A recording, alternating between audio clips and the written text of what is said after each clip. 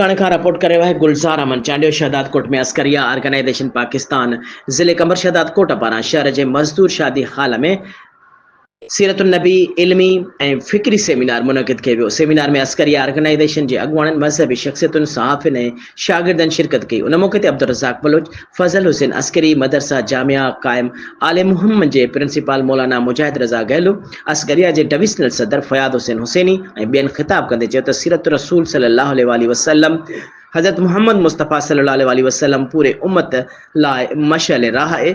सरकार जो वजूद उम्मत लाइ रहमत आहे। उन्हनि चयो त इंसान ज़ात खे हज़रत मोहम्मद मुस्तफ़ा सल्लल्लाहु अलैहि वसल्लम ऐं इमाम जाफ़र सादिक़ अलैहिस्सलाम जे ॾसियल वाट खे अमल करे दुनिया ऐं आख़िरत संवारणु घुरिजे। सेमिनार में ख़ादिम हुसैन भट्टी, मोहम्मद बाकर लाशारी ऐं ॿियनि हमद ऐं नअत पेश करे अक़ीदत जा गुल निशावर कया। सेमिनार में ज़वार हुसैन बख्श ख़ान खल, ज़वार मोहम्मद यामीन कुरैशी, ज़वार ज़मीर हुसैन हुलियो, अब्दुल फ़ताह लाशारी, इरशाद अली तुनियो ऐं ॿियनि पिणु शिरकत कई।